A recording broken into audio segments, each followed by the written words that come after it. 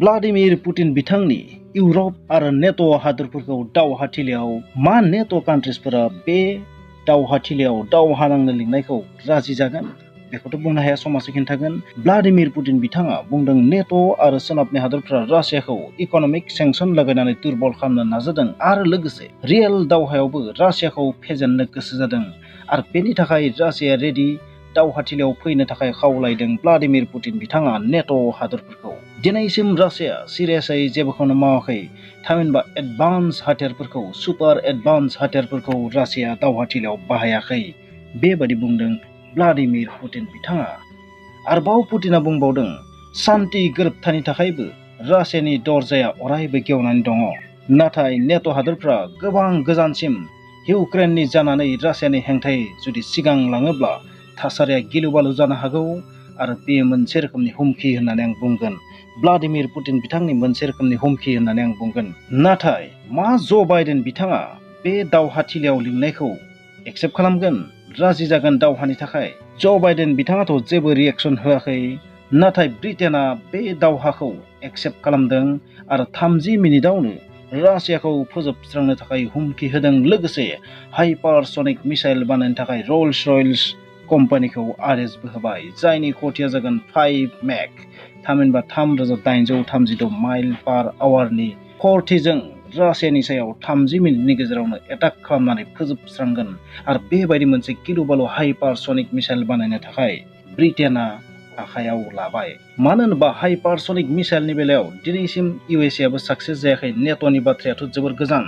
Hypersonic हाथियारनि बेलायाव Russia जोबोर गिलु बालु साक्सेस जादों आरो बे हाइपारसनिक मिसाइलनि दमजोंनो रासिया गासै बुहुमनि हादोरफोरखौ दिनै सिगिनानै दोनदों। रासियानि हेंथायै रावबो रियेल दावहायाव गसंथिनो थाखाय साहस जायाखै, इउएसएआबो नङा। नाथाय मा ब्रिटेनआ रासियाखौ बेबायदि दावहायाव चेलेन्ज खालामनानै फेजेननो हागोन?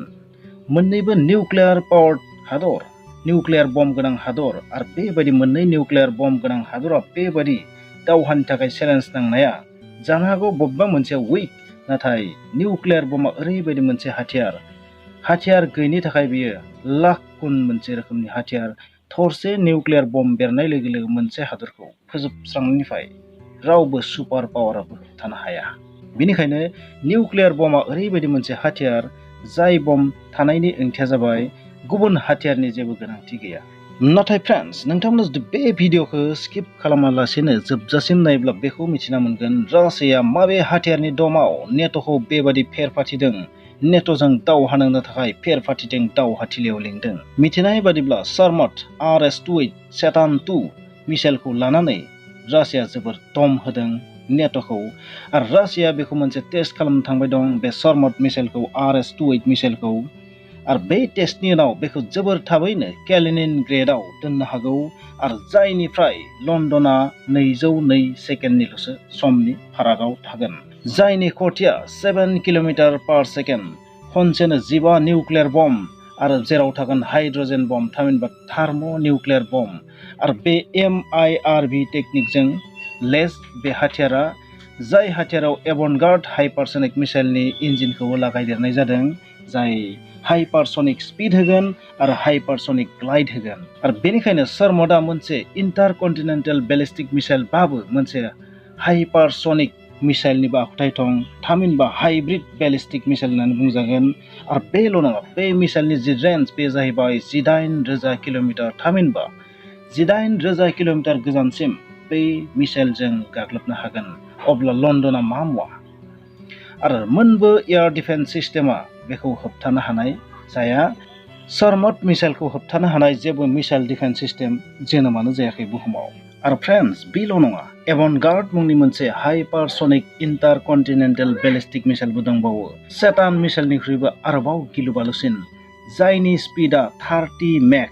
मिथिनाय बादिब्ला, अफिसियेल रिपर्ट बादिब्ला 25 निफ्राय 27 मेक, नाथाय इनफर्मेलि मिथिनाय बादिब्ला बेनि जि स्पिड बे 30 मेक, थामहिनबा 25,000 निफ्राय 30,000 किल'मिटार पार आवार स्पिडजों एटाक खालामनो हागौ। बे मोनसे इन्टारकन्टिनेन्टेल बेलिस्टिक मिसाइल, जाय 2 टन, थामहिनबा 2000 किल'ग्राम निउक्लियार बम्ब लांनो हागौ, आरो बे मोनसे सारफेस टु एयार मिसाइल, आरो बे मोनसे हाइपारसनिक गिलु बालु इन्टारकन्टिनेन्टेल बेलिस्टिक मिसाइल। बेबादिनो दंबावो रासियानि बाख्रियाव किनजाल हाइपारसनिक मिसाइल, जायखौ एयारनिफ्राय, बारनिफ्राय, फाइटार एयारक्राफ्टनिफ्राय, हेलिकप्टारनिफ्राय गावनो हागौ। आरो बे मिसाइलनि जे स्पिड, किनजाल हाइपारसनिक मिसाइलनि जे स्पिड, जाय मिसाइलखौ इउक्रेन दावहायावबो रासिया मोनफा मोननै बाहायदों। आरो बेनि स्पिडा जाहैबाय 12,000 किल'मिटार पार आवार, जायनि रेन्जआ 2,000 किल'मिटार बा बिनिख्रुइ बांसिन, जाय 480 किल'ग्रामनि निउक्लियार बम्ब लानानै थांनो हागौ। आरो मिथिनाय बादिब्ला बे मिसाइलखौ इउएसएनि थार डिफेन्स सिस्टेम आरो नेट'नि जि मिसाइल डिफेन्स शिल्ड बेबो फेल होननानै बुंदों। आरो बेबायदिनो दंबावो जिरकन हाइपारसनिक मिसाइल, जायखौ लैथोनिफ्राय गावगोन, जायनि स्पिडा 9 मेक एबा सेकेन्डआव 3 किल'मिटार। आरो बेनि रेन्जआ 1000 किल'मिटार आरो बे 28 किल'मिटार गोजौसिम थांनानै थोंगोरै एटाक खालामनो हानाय गोहो दं बे मिसाइला। आरो गासै नेट' कान्ट्रिसफोरनियाव बेबायदि हाइपारसनिक मिसाइलनि जेबो गैया। इउएसएआबो बेवहाय दिनैसिम मोजाङै साक्सेस जायाखै। आरो बे मिसाइलनि दमावनो दिनै रासिया नेट' कान्ट्रिसफोरखौ बेबायदि लिमिटआव होबथानानै दोनदों। इउक्रेनखौ बिथांमोना खुला-खुलियै मदद खालामनो हायाखै। आरो बेबायदि जुदि हाइपारसनिक हाथियारजों जुदि दावहा जायोबा नेट'आ बे दावहायाव गमामायैनो जेनगोन एबा देरहायोबाबो बै नेट' कान्ट्रिसफोरा ओरैबायदि गिलु-बालु खहा जागोन बेखौ बुंस'नो हाया। मानो होनबा बे मोनफ्रोम हाइपारसनिक मिसाइला गासैबो निउक्लियार मिसाइल, निउक्लियार बम्ब रोगानानै लानो थांनो हागौ। थारै नोंथांमोना सानदों नामा ब्रिटेन आरो रासियानि गेजेराव हाथियारनि गोहो, आर्मिनि गोहोखौ कम्पेरिजन खालामबा नोंथांमोना थारैनो बुजिना मोनगोन रासियानि खाथियाव इंलेन्डआ मोस्रोम होनबाबो गोरोन्थि जानाय नङा। स' नोंथांमोना खिन्थानि बे मोननै हादरनि गेजेराव हाथियारनि जि फाराग बे बेसेबां गोथौ बेखौ नोंथांमोना खिन्थानो नाजानि। नोंथांमोना आर्मिनि अनजिमानि बाथ्रा बुङोब्ला रासियानि गासै आर्मिनि अनजिमाया 8,50,000, नाथाय ब्रिटेननिया 1,93,000 बेसेबा फान खम। आरो बेबादिनो जुदि एयारक्राफ्टनि बाथ्रा बुङोबा माने मानसि लांनाय पेसेन्जार एयारक्राफ्टखौ लाफानानै गासै फाइटार एयारक्राफ्टजों लाफानानै 4,173 एयारक्राफ्ट दं रासिया, नाथाय ब्रिटेनाव 693ल' एयारक्राफ्ट दं। स' बे बिथिङावबो जोबोद डाउनाव। आरो बेबादिनो हेलिकप्टारनि बेलायाव बुङोबा रासियाया गासै हेलिकप्टार दं 1,543, नाथाय ब्रिटेना दं 235 हेलिकप्टार। आरो जुदि टेंकनि बाथ्राखौ बुङोबा 12,420 टेंक दं रासियाया, नाथाय ब्रिटेननि गासै टेंकनि अनजिमाया 227। होनबा बोरैबा जुदि वार जायोबा बेयो सानसेयावनो बेखिनि टेंकआ डेस्ट्रय जानायनि चान्स दं ब्रिटेननिया। आरो जुदि एयारक्राफ्ट केरियारनि बाथ्रा बुङोब्ला जाय दैनि जाहाजा एर'प्लेन रोगानानै, हेलिकप्टार हाथियार रोगानानै लानो थांनाय लैथो गेजेराव, एबा जाय जाहाजाव लैथोनि जाहाजाव एर'प्लेन बानो हायो बेयो जाबाय एयारक्राफ्ट केरियार। बै एयारक्राफ्ट केरियारा अबयसे ब्रिटेनाव गंनै दङ, रासियानाव गंसे दं, बांद्राय डिफारेन्स नङा।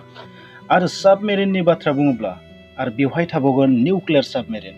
बेयाव गासै 68 साबमारिन दं रासिया, नाथाय ब्रिटेना मोनसेल' साबमेरिन दं। स' जेबो कम्पेरिजनानो गैया। नाथाय मोननैबो हादरा निउक्लियार बम्ब गोनां हादर।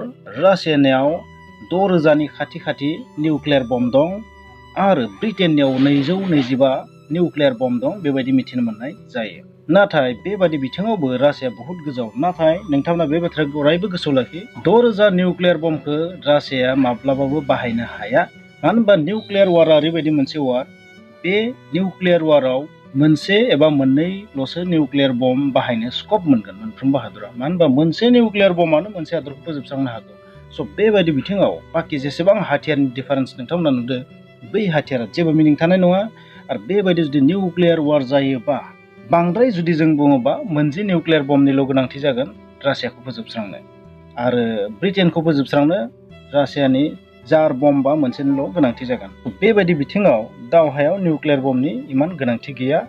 बे निउक्लियार बम्बनि वार जायोबा बेखौ दावहा होनना बुंनाय जानाय नङा। निउक्लियार वारखौ वार होनना बुंनो समाया आंनि नोजोराव। निउक्लियार वारा मोनसे रोखोमनि डाइजेस्टार, फोजोबस्रांनाय मोनसे मिथिंगायारि खैफोद बादिसो बेयो।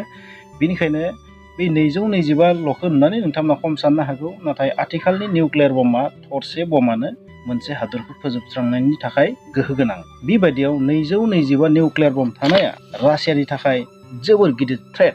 आरो 6,000 निउक्लियार बम्बआथ' गासै बुहुमखौ 20 बार 30 बार फोजोबस्रांनो हागोन होननानै आं बुंगोन। ब्रिटेन आरो रासियानि गेजेराव जि मोनसे टाना-टानि थासारि जादों, बे थासारिया गासै बुहुमनि थाखाय खहा गोनां जानो हागौ आरो हाइपारसनिक हाथियार बानायनायनि मोनसे कम्पिटिसनसो सोलिनाय नुनो मोनबाय। बेनिखायनो इउक्रेन रासियानि बे दावहाया माखासे जोबोर गाज्रि साइड इफेक्ट जानायखौ जों नुनो मोनदों। बे मोनसे इउक्रेन रासिया दावहानि जोबोर गिदिर साइड इफेक्ट। नोंथांमोना मा सानो कमेन्ट्सआव लिर।